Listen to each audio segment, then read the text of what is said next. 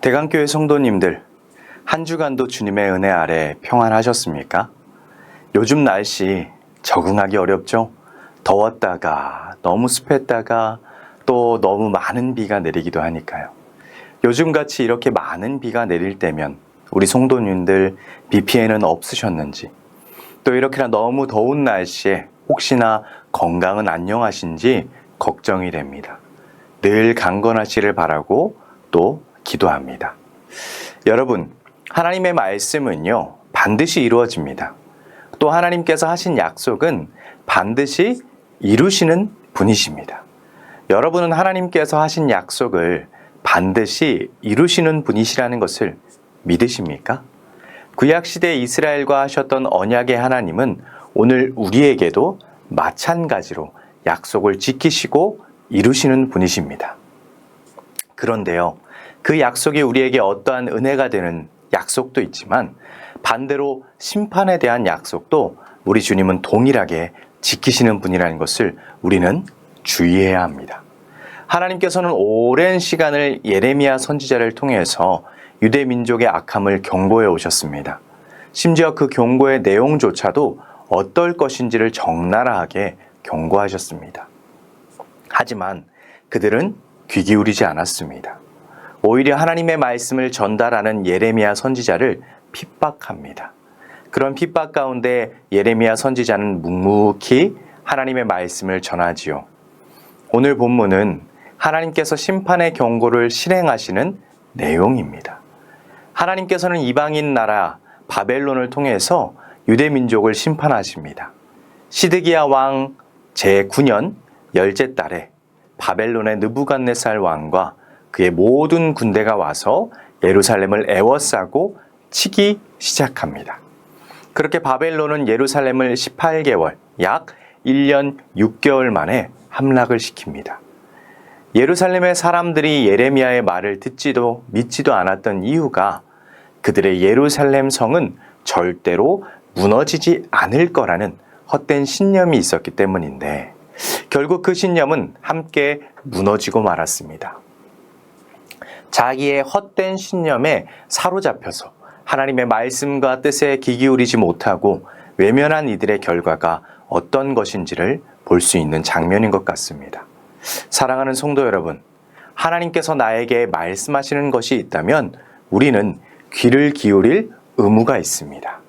우리 하나님께서는 예루살렘의 심판과 멸망을 경고하셨지만 그건 이들을 망하게 하려고 하시는 경고가 아니었습니다. 오히려 이들이 예레미야가 전하는 하나님의 말씀을 듣고 그 경고의 말씀을 듣고 뜻을 돌이켜 회개하며 돌아서기를 바라셨습니다. 그랬을 때 우리 주님께서는 언제든지 우리를 용납하시고 용서해 주시는 분이라는 것을 기억하시길 바랍니다. 오늘 나는 어떤지를 돌아보길 원합니다.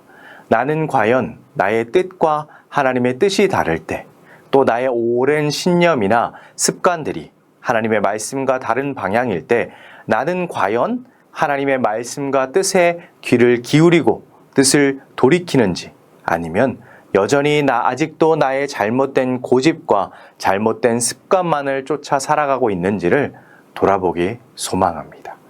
그리고 오늘 예루살렘의 모습을 나의 모습에 투과하면서 우리도 예외일 수는 없다는 것을 기억하시기를 소망합니다. 하나님은 오늘 나를 정말 오래 참아주십니다. 왜일까요? 언제든지 나를 용서하시고 받아주기 위해서입니다. 그 사랑의 하나님이 여전히 우리를 긍휼의 눈으로 오래 참아주신다는 것을 기억하면서 이제 하나님께로 돌아설 수 있도록 결단하는 저와 우리 모두가 되기를 간절히 소망합니다. 예루살렘이 함락이 되면서 당시 왕이었던 시드기야뿐만 아니라 그의 가족들 그리고 신하들 모두가 잔인하게 처형당합니다. 하지만 그와는 반대로 은혜를 경험하는 사람들이 등장을 하죠. 바로 선지자 예레미야와 구스인 에벳 멜렉이라는 사람입니다.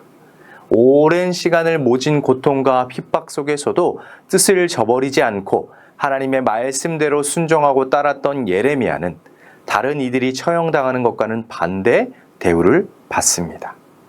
바벨론 왕 느부갓네살 왕이 사령관에게 이렇게 명령을 합니다. 그를 데려다가 선대하고 해하지 말며 그가 내게 말하는 대로 행하라. 아마도 예레미야가 전했던 메시지의 내용이 바벨론에게는 우호적이었기 때문일 겁니다. 하지만 이런 현실 속에서도 하나님이 일하셨음을 우리는 기억해야 합니다. 주님이 바벨론을 통해 고생했던 예레미야에게 은혜를 베푸셨습니다. 우리의 인생도 마찬가지라는 것을 기억해야 합니다. 오늘 모든 삶에 하나님의 은혜와 일하심을 경험하는 저와 우리 모두가 되기를 간절히 소망합니다. 에벡멜렉이라는 사람도 마찬가지였습니다.